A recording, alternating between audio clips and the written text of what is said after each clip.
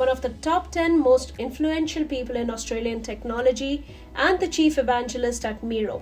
Peter Brad is our guest today at Cask in Convos. We were working very hard as employees, and the owners would come in and just take the money out of the safe in those days. And I thought to myself, you need to own the business. Because when you're starting a company, I used to describe it as you're drinking from a fire hose. Like there's just so much kind of coming at you, and you can feel overwhelmed. And if you don't have a community to speak to, people that understand you, it can feel a bit isolating. The things that changed is, from a technology perspective, it has become way easier to create technology businesses, cloud computing, the APIs, SDKs. It's all of the infrastructure that you need to build a business, technology business. Back then, you had to build it yourself. Now you can just incorporate other people's APIs, and you focus on what you need to do, and you can leverage the components that other people have already built. Somebody in the audience asked me, they said, "Pete, what gets in the way of collaboration?" And I said, people just don't have Post-it notes and Sharpies. When they go into a meeting room, they have a traditional conversation where passionate Pete speaks, or the highest paid person orates. You can't tap into the diversity of thinking. So I've also sort of been very, very passionate about that. And so with Miro, provides the platform and the space for people to be innovative. That's sort of what drew me to it, and why I took the role as chief evangelist. How many Post-it notes do you think go into Miro every day? 12 million. Oh, wow. So 12 million a day, and they're like ideas and thoughts. That's like half the population of Australia. In a world where innovation meets conversation, welcome to Cask in Convos, where the clink of glasses harmonizes with the spark of groundbreaking ideas. I, Sharbani, welcome you on behalf of Infinity to the beautiful barrel room of the LaMadonna Bar on Little Collins Street, Melbourne. Here we bear honest stories, insightful reflections, and transformative ideas of product leaders from the forefront of technology. Join us as they unwind and provide exclusive insights into what defines their present and how they are steering the future of tech and customer experience. All in a relaxed bar-side chat. A seasoned entrepreneur and one of the top 10 most influential people in Australian technology, Peter Brad has made it his life's mission to create an environment conducive to innovation in Australia. Something he continues today in his role as Miro's chief evangelist. Peter, your current role as Miro's chief evangelist is amazing, and you have been a complete surprise, to be very honest. From this beautiful, knowledgeable, affable, sage kind of a persona on the front, and then at the back you are like this passionate crusader for innovation. We would love to know what started it all. Yeah, okay. So you mentioned I created a company after university. So my entrepreneurial spirit started when I was at school, and I worked for different organizations, different businesses, like you do at school, small businesses. I worked for a seafood shop. I worked for a video store. And they were owned by small business owners. A lot of them were franchisees, and they owned multiple businesses, like multiple video stores, multiple fish shops. And we were working very hard as employees, and the owners would come in and just take the money out of the safe in those days. And I thought to myself, you need to own the business. And so very, very early on, I just started dabbling with setting up bricks and mortar businesses. I ran a store at a market at the Glebe in Sydney, the Glebe school. They had a market on a Saturday, and I ran a stall, and I employed someone to come and run the stall for me, and I would get paid and not have to turn up. So that's sort of where the idea and the passion came from, of being an entrepreneur rather than an employee. Yeah, pretty early on. Awesome. And somewhere around that line, fish burners happened. Yeah. So tell us a bit more about fish burners. Well, before fish burners, after university, I went traveling, and this was 2006, and I was in Peru. We just done the Inca Trail, and if you've done the Inca Trail, on the last day of the Inca Trail, before you get to Machu Picchu. You wake up very early before sunrise, and your aim is to get. On that note, we've had a Negronis. Thank you so much. So these Negronis have a bit of a story, I believe. Okay. As you can see, all of these barrels over here, all of them have some Negroni spiked with a bit of spice, and all of these have different spices. Awesome. So yeah, cheers. Looking forward to it. Thank you. What do you think? Oh, delicious. Wow. Yes. If you were to give your own spice in that, what would it be? I'm not too sure. I recently went down to Wellington in New Zealand with Miro, and they had a similar concept down there. They did barrel-aged Negronis, and they didn't have a menu. You had to tell them how you wanted your Negroni. Oh. And they asked me all these questions. How do you like it? And I was like, I just don't know. Like, can I just have a surprise me? So I enjoy the Negroni, but I don't know how to make a classic one. But I haven't got to the point of being able to dabble with the different spices. All right. Yeah. So to go back to the story, so we're in Peru. We're doing the Inca Trail, and the morning of the Inca Trail, you get up very early before sunrise. You have to do the final part of the hike, and you go up. I can't remember. It's going back nearly 20 years, but you're up to the gates, and the sun pops up over a mountain, shines through these gates, and illuminates Machu Picchu. Oh, beautiful. And anyway, it's amazing, right? And then you spend the day going through Machu Picchu, and then you get the train back to Cusco. And these are the days where you would send postcards home. So when you traveled, you would write a postcard, you would find a stamp, you'd take it to the post office, and you would post it home and hope it got there. Next to the postcard rack in the store, there was a Kodak printer where you could put your SD card from your Casio Slim, like point-and-click camera, and you could print out your photos. And so we printed out the photos, and we just wrote on the back. And so my first business was doing that. So when I returned home, we did that throughout my whole travels, and a lot of other backpackers that I met thought it was amazing, and they started doing it too. And so when I came back, my first question was, is it feasible to print somebody's photo, just one photo, professional? And it was Fuji Xerox had some printers, and they said, yeah, it's feasible, but can you make money from it? And we did the back of the envelope calculations. It's like, you sell a postcard for $3, you've got to pay Australia Post, you've got to pay us, you've got to build your technology, you're making $1 per card. How many cards do you need to sell? And how are you going to find the market for that? And so that's where I got into my first business, which was Scribble Pics, and we launched with Qantas. So I cold called Qantas reception, that's just their head office, and I said I had an idea. I don't know, I was 22 or 23 at the time. And they gave me a marketing@qantas.com email. And so I jumped on and I wrote an email about my idea and what we had. And they got back to me. Somebody just called me up in the car. I was driving, said, hey, I'm from Qantas. I'd like to talk to you about your idea. And so we went in and pitched the idea. And between that call and going in, we built a website that could turn a photo into a postcard. That is great. Yeah. And so they didn't spit out a physical postcard for them, but they went through the process of uploading a photo, adding a message and an address, and then they got a PDF kind of version of what their card would look like. And so they said they wanted to do it. And so that's what got us to scale. Qantas is Australia's largest airline. And so we launched Qantas.com/postcards. We built the entire website. And then in around 2009, 2010, from memory, the iPhone was invented, and it changed the way that people took photos.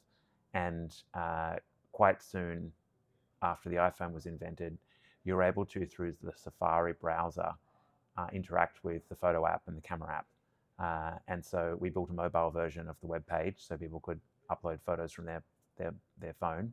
And then the App Store came out, and you could then build apps. So we built Qantas's first iPhone app, which was Qantas Postcards. And doing this, I didn't know any other entrepreneurs. And despite running a successful business with Qantas was my first customer, but we had many other customers like the Hilton and other large travel companies. Many of my sort of family and friends almost thought I was unemployed.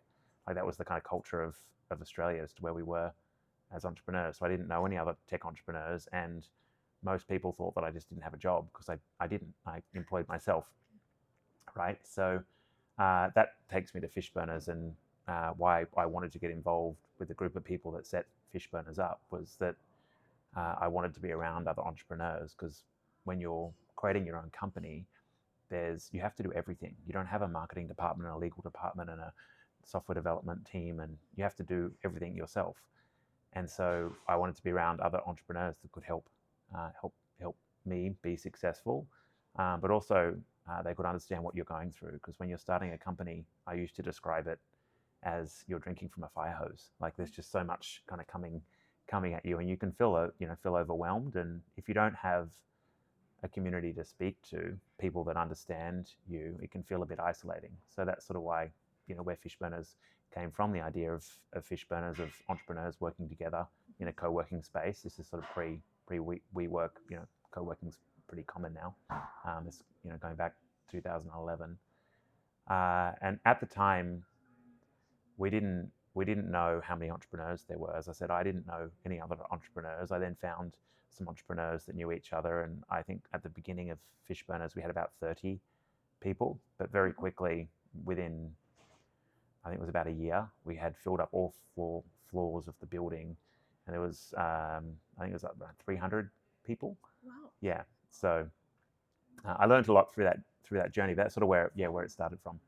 So as a business owner in Australia, I think one thing which I felt when I was establishing my business for the first time was it's a fairly smooth process. It's not that hard because there's a lot of support, there's a lot of information, and you kind of get guided into doing whatever you need to do. But seems like from your story that wasn't the case. You were literally a lone ranger who had to pave, their way through. Um, how did it change? Like, what was the change? I think a lot has changed. So I did my first business in, like, the Postcard business in 2007. Setting up the company was easy. Registering for ASIC, I had to go into a physical ASIC office and fill in a piece of paper and pay. I think I had to even do a bank check from memory. But the process of setting the company up was easy. The process of getting a domain and building a website was easier. It's way easier now. The things that changed is, from a technology perspective, it has become way easier to create technology businesses with cloud computing, the APIs, SDKs. So all of the infrastructure that you need to build a business, a technology business. Back then, you had to build it yourself. Now you can just incorporate other people's APIs, and you focus on what you need to do, and you can leverage the components that other people have already built until you get to a size where you might want to build that stuff yourself. That's the same with cloud computing, and even distribution through Facebook and social media and Instagram. That all happened after I created my Postcard business. So the distribution channels have significantly changed. The communities globally have changed. With all of that change, the number of entrepreneurs has significantly increased, and they need places to work. And so I didn't know any other entrepreneurs. They were out there. We filled up 300 seats fairly quickly and got to capacity, but we weren't connected because these social platforms didn't exist. You didn't have places like Facebook communities or other community pages. You didn't have meetups existed. I think meetup.com had started maybe even a little bit later, but that sort of infrastructure started to boom, just with the scale. So I think that's one of the things that's changed.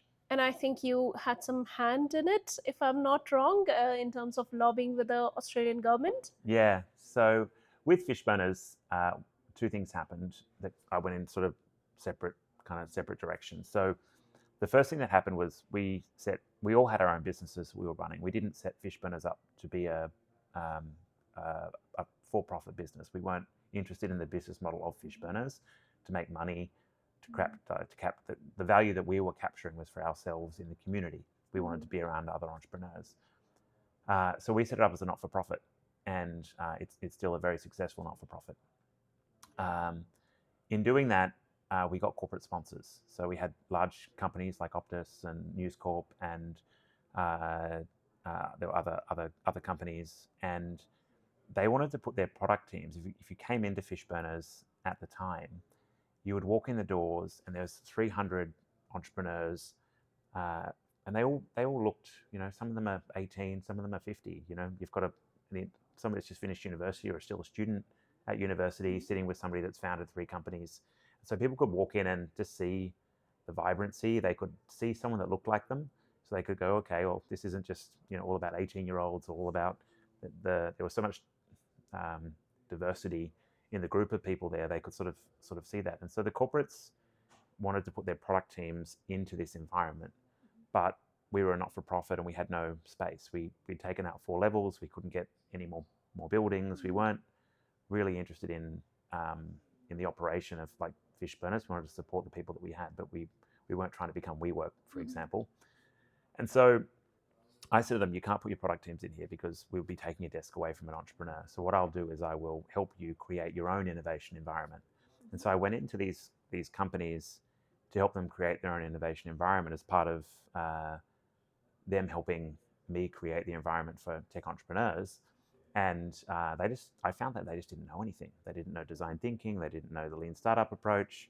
They didn't know how to interview customers. They were doing waterfall development. As an entrepreneur, I'd never worked for a large company. And so I had all these, I partnered with Qantas, and they were slow. Like they were a slow company to work with. But I had imagined that most large successful businesses would be agile. They would be fast. They would know how these startups were able to do these things, and they just didn't. It was a bit of a surprise to me. And so I just went in and I shared the knowledge, and that's sort of one track that happened, was helping corporates to build the innovation environments.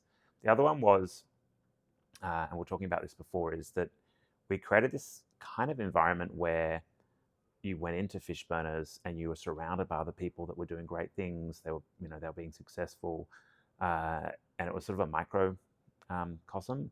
And I felt that maybe it wasn't the best place for entrepreneurs to be, because the policy environment in Australia wasn't set up for them to thrive. And I've said this publicly many times. This is around 2012.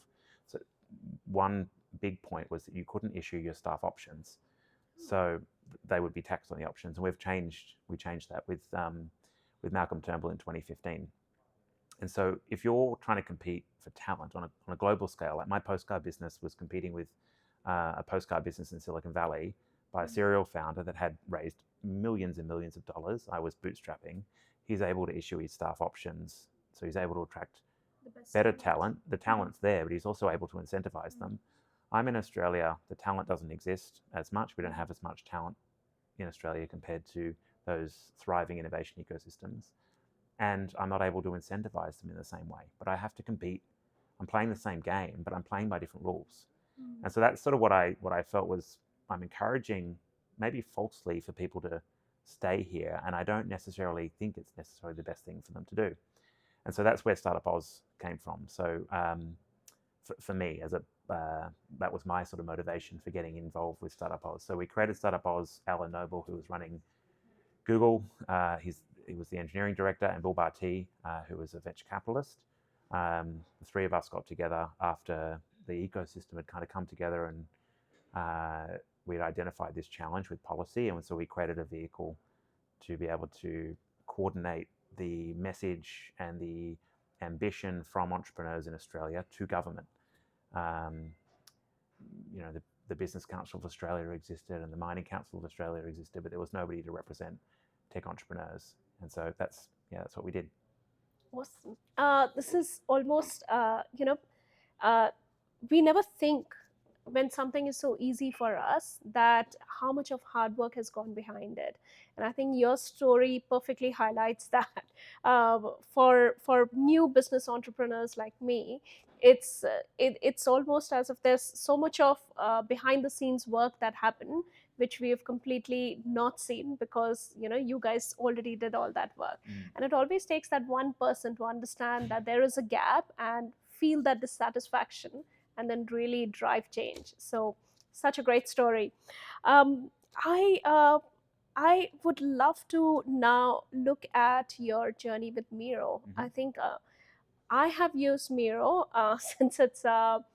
since quite a while, since it was known as real time board, Yeah, and you're one of the OGs. I know, and now I'm really feeling my age, but it's come a long way. And I Yes. think one thing which has been constant in that application is that it's become this hub for innovation and collaboration. We were some of the early adopters of Miro, and that's why my then organization never had any issues in transitioning completely to remote working, because we were already in a platform which allowed some of our remotest team members to connect. Yes.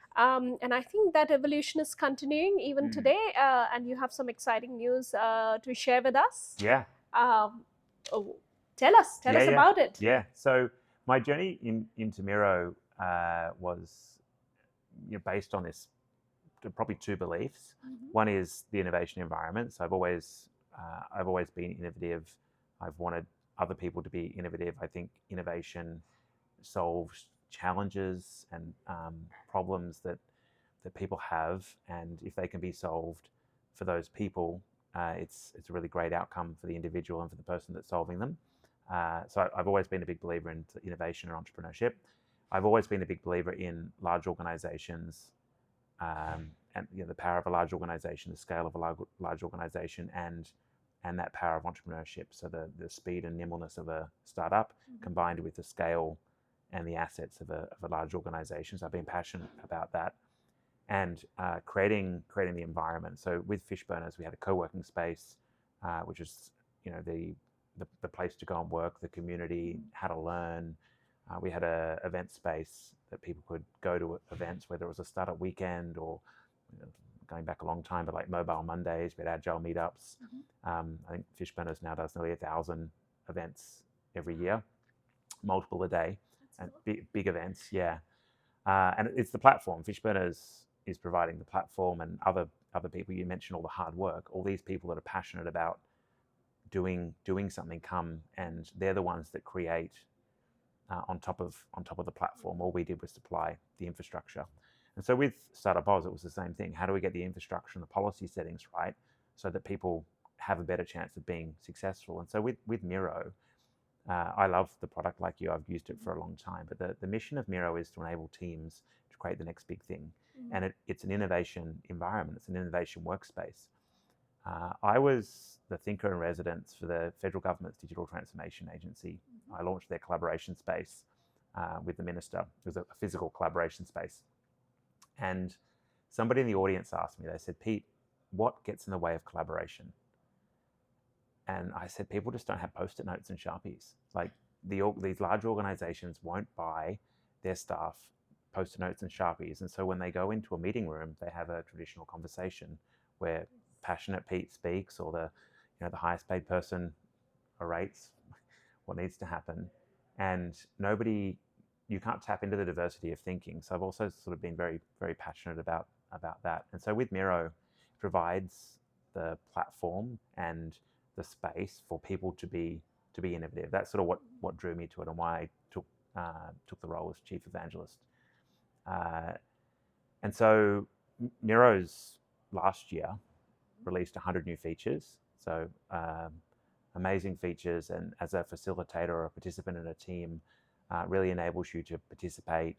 It's really inclusive, things like private mode, and which enables you to fill in a sticky note, but it keeps it private. So like in a traditional brainstorm, if you're sitting by yourself, we're brainstorming around this table, you'll be filling in on your sticky note yourself, and nobody can see what you're writing. But when you're on Miro, everyone can see what you're writing because it's all transparent and public. So the team had picked that up as a wish list item, and we built private mode last year, which enables you to turn it on, and you can't see what other people are writing until you do the big reveal.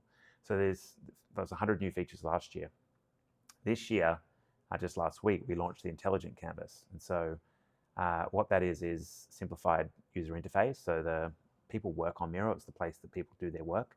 And so when we're adding all of this, we're bringing 100 new features in last year, and we've brought 50 new features in here, it can become a bit cluttered. And so we've simplified the interface so that it's a bit more easy and intuitive for people. We introduced modes. So when you're trying to get into a focus, you go to Spotify and you put on your focus playlist, you're trying to get into that slow thinking and build an artifact like a diagram.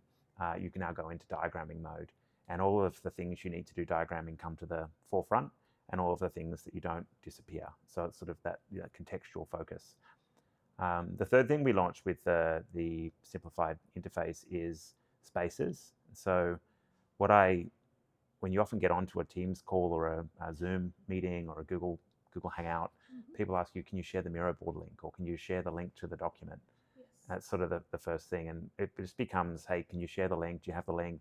That's kind of what collaborations kind of become. And so what Spaces is it provides a place for your project team to put their links to Miro boards and Miro artifacts, but also to other tools that you're using. And where there's integrations, you can change that information right inside Miro. So that's a couple of things. The next thing they did was launched the Canvas software development kit, so that developers can build their own intelligent widgets on Miro, and Miro used that to build their own intelligent widgets. So they launched structured formats, docs and tables. They also launched more interactive features like spinny wheels, polls. They brought out a people widget. So if you're working with the people on the board, you can, they've all got their own little icons, and you can just drag them over to, it might be a wheel of how you're feeling, and people can drag themselves over. It might be to their own area, or it might be an answer to a question on a poll, for example. It might be allocating themselves to a project card.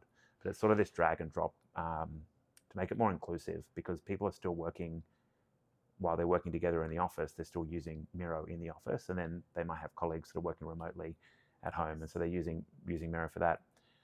So there was some of the big things, and with those building blocks, they've also then launched intelligent templates. And so what you can do is package all of those widgets together and make an intelligent workflow for people, so that if you want to do sprint planning, the template's built, and if you're not familiar with sprint planning, you can just go through the workflow. And building on top of that, we also have done a lot around AI. So we launched AI in the context menu, and the insight around AI was that with Miro, maybe you can tell me, how many Post-it notes do you think go into Miro every day? Oh, globally? You mean globally? Yeah. Must be in millions. I wouldn't be 12 surprised. million. Oh, wow. So 12 million a day, and they're like ideas and That's thoughts. like They're half the population of Australia. Yes, that's every day. That's the ideas. And what we realized, the insight, was that the canvas is the prompt. The content on the canvas, the ideas, the thoughts, that's the prompt. And so what you can now do is just run, you click a button, and it can run a prompt, like summarize, map, create a new document. So create a product brief or create a meeting summary. You just press the button and it happens. You no longer need to go to the chat and say, dear Mr. Chat, please act as a executive assistant and create me this output. And so you can do these things. And the final thing we did around AI was we launched AI sidekicks, which are like AI agents or companions, and they're an extra set of eyes or an extra person in your brainstorm. Or you might have written a document and you want it to be reviewed by the product leader, for example. And the sidekick kind of goes around, it reviews all your information, and then it can add comments, it can add suggestions and things like that. So I think it's a really fun way for, we can get into AI if you like, but it's, organizations are still coming to grips with how should their organization use AI, and individuals are working out how do they collaborate with AI. And Miro's a fun, safe place to do that, particularly if you've got an enterprise license. That is fantastic. I mean, I haven't tried half of the features that you've mentioned, and I'm a pretty active Miro user myself. So I think I've made a mental note to, try it on once I reach home today. Nice. Let's take a step away from Miro and talk about innovation. Australia is a nation that has provided some iconic brands when it comes to technology. You look at Canva, Atlassian, lots more.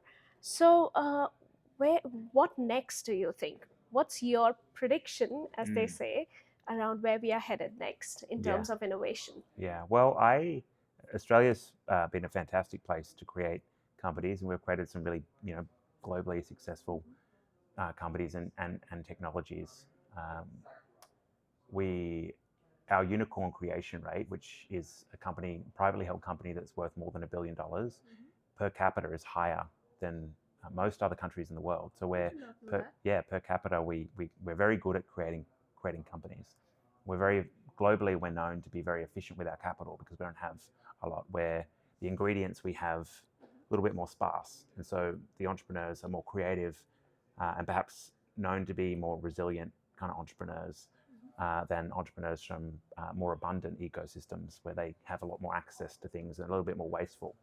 So where I'm hoping, entrepreneurship in general is going with AI is, if you look at, we're talking about before, like pessimism and optimism. The optimistic stuff, I'm really excited about healthcare. I think we need some efficiencies in healthcare, particularly in reporting in hospitals, reviewing scans. So reporting on scans. A great Australian company that we have, Harrison AI. They have AI products that look at enable the reporting of X-rays and CT scans to be sped up so that the radiographers can get through more. There's just so many to get through. And that can help democratize some of these things so we can get it into countries that perhaps can't afford the expertise we have in countries like Australia, because the radiographers are collaborating with AI. So healthcare is, I think, pretty interesting. I'm also really interested about education. I think AI is democratizing innovation.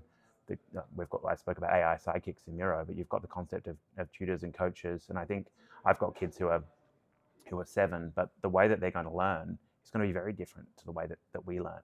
So I'm excited for their generation around AI. So I think that's exciting. So the healthcare and education are kind of my two big areas that I think we need to focus in on. And from your lens, what can we do better? What is something that we really need to do better to get there? Well, the best economies from an innovation perspective are the ones that are the biggest.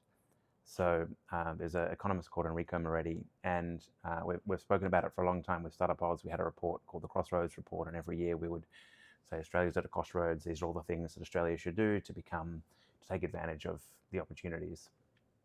And within an economy or an ecosystem that's thriving, and it's one of the top 10, you get a lot of pull factor. So you get the best entrepreneurs wanting to go there, and they're able to attract the best talent.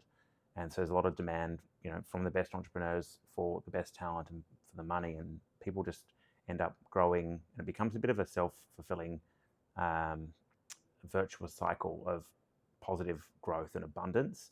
And if you're not in those ecosystems, and there isn't a city in Australia that's in the top 10 innovation ecosystems. If you're not in them, you're still competing on a global scale, but you're competing with people in those ecosystems, businesses in those ecosystems. And so it's just less probable, it's harder to be successful. And so I think there's a big benefit to the Australian economy to identify what those ecosystems are, and for Australia to be, try and be in the top 10. So we can attract the talent, we can attract the money, and we can be known as a creator and an exporter of this technology. We certainly need to diversify our exports, which has been a long time conversation. Yes. So I think that's it. The difficulty is with policy, the way that federal government policy sort of works. When you're trying to support these industries, the everyday voter doesn't kind of connect these things together. So that's part of the job of entrepreneurs, is to be able to tell that story. So. Well, on that note, we shall wrap up. But thank you so much for your time today. It's been fascinating to listen to your journey and, looking at different stages, and also how you've really created this environment true to your mission right from Yes. day one that you started as an entrepreneur till today. You're continuing to make Australian environment conducive for innovation, and that's such a noble cause and such a beautiful story. So thank you so much for sharing it Thanks, with us. Sharbani. It's been great Thanks to be a here. lot. I've enjoyed the Negroni. Thank you. Cheers. Cheers. From data management and product innovation to regulatory compliance, whether it's optimizing costs or enhancing efficiencies, Dot Infinity is your partner for solving tricky problems with a human-centric and tech-powered approach. Connect with us at contact@dotinfinity.co.